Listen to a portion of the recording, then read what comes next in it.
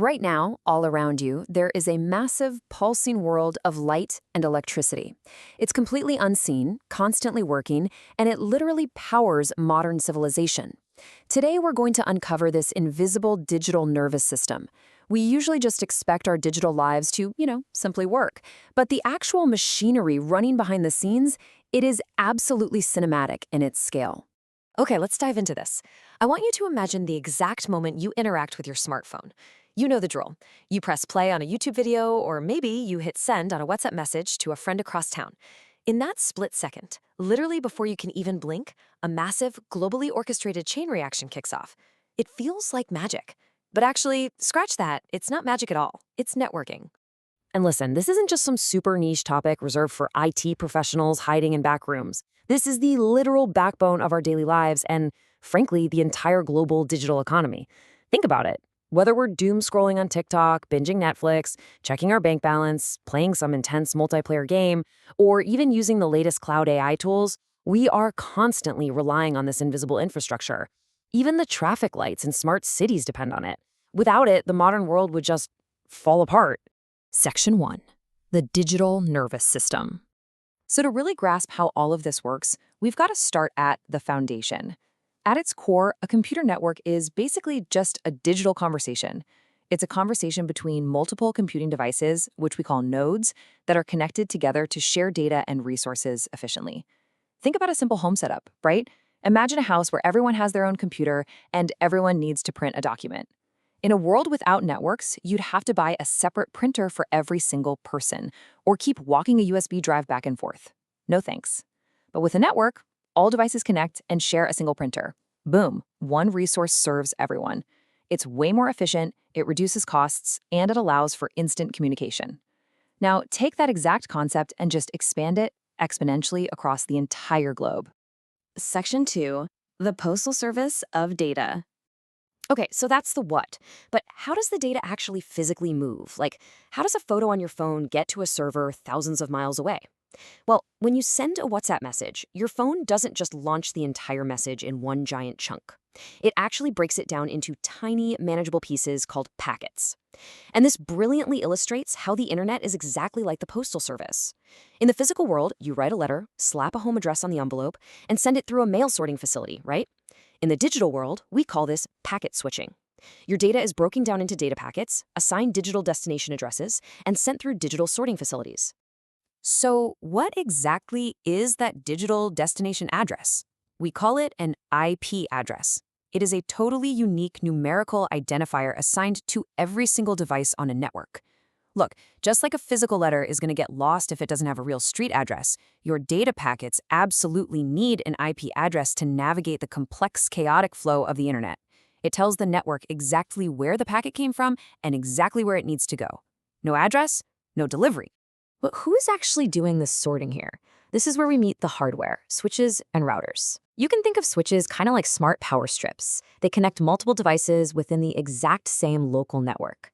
So like your home Wi-Fi, making sure your laptop can talk to your printer. But a router is much more powerful. Routers connect data packets between entirely different networks. When your data needs to leave the house and travel out onto the global internet, the router is the boss. It analyzes the destination IP address and forwards the packet on its journey. Section 3. The Internet's Secret Phone Book. Now, we run into a little bit of a problem. Humans are frankly terrible at remembering long strings of numbers. You're never going to type a complicated IP address into your browser to buy shoes, you're just going to type a name. Bridging that gap requires the Internet's Secret Phone Book, and this brings us to DNS, the Domain Name System. As our sources beautifully put it, DNS is a service which translates a name to an IP, and an IP to a name, like looking up a person's name in a phone book.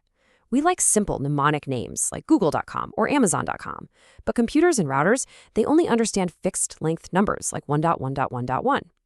DNS is basically the massive, global database that translates what we type into the machine code the network actually needs. Let's move to the next slide and see how this builds when you literally type a website like Amazon.com into your browser. Step 1. Your device checks its local cache. It's like checking a small address book in your pocket to see if you already know the number. If not, we go to step 2. It sends a query out to an external DNS server. Step 3, That server finds the exact IP address mapped to that specific hostname. And finally, step 4, your browser uses that IP address to connect directly to the web server. And the crazy part? All of this happens in milliseconds, completely invisible to you. As you can see right here, once that connection is made, your data enters the wider world. The internet is quite literally a network of networks. If we zoom out from your home network down there at the bottom left, we see it connects through a router to a local or regional internet service provider. That regional ISP then connects to massive national or global ISPs. It's just this vast, incredible hierarchy connecting billions of end systems worldwide. Section 4. Invisible Highways of Light. So how do those massive global ISPs actually move all that data? They certainly aren't just using standard copper wires. They use invisible highways of light. I know it's super easy to think of the internet as just sort of floating in the air, especially because we use Wi-Fi all the time, but the true backbone of the internet is deeply physically real. Your data is literally converted into pulses of light. A flash of light is a 1, the absence of light is a 0, and these flashes race through ultra-thin, highly flexible optical fibers made of glass. These cables are everywhere. They're buried under our streets, they wind through rugged mountains, and incredibly, they are laid deep across the pitch-black floors of our oceans, literally connecting continents together. And to put that into perspective, the capacity of these tiny glass threads is absolutely mind-blowing. A single optical fiber can support tremendous bit rates. We're talking up to tens or even hundreds of gigabits per second. They're immune to electromagnetic interference, making them the ultimate long-haul transmission media for the entire planet. That little flash of light racing across the ocean floor? Yeah, that's your email, your Netflix movie, your video call. Section 5. Inside the global cloud. Okay, so your data packet of light has crossed the ocean. Where is it actually going?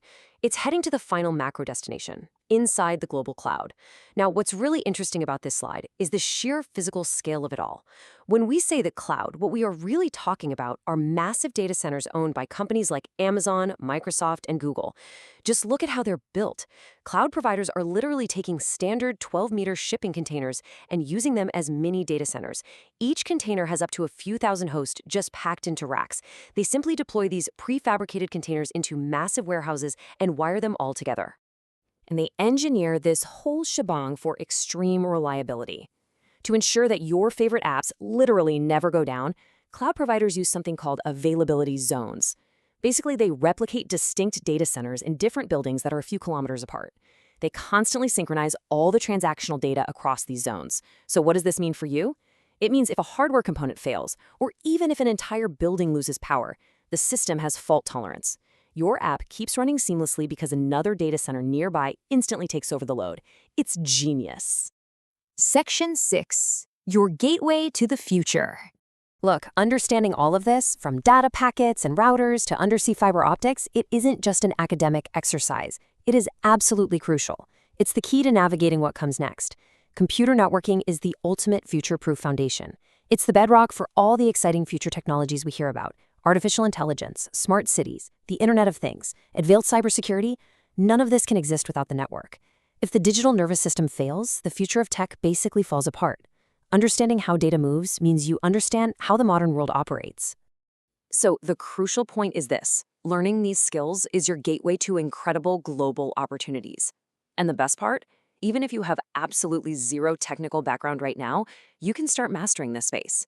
Earning certifications like CompTIA Network Plus, Cisco CCNA, or AWS Certified Networking can literally be a game changer for your life. They open up doors to highly lucrative career pathways in cloud architecture and cybersecurity. We're talking massive financial growth and the freedom of remote work. So the next time you tap your screen or stream a video, I want you to remember that split-second, invisible journey of light and electricity that makes it all happen. You now know the secrets of the digital nervous system. The question is, knowing exactly how vital this infrastructure is to our future, how will you choose to step up and shape the invisible world around you? Keep learning, keep exploring, and we'll see you in the next explainer.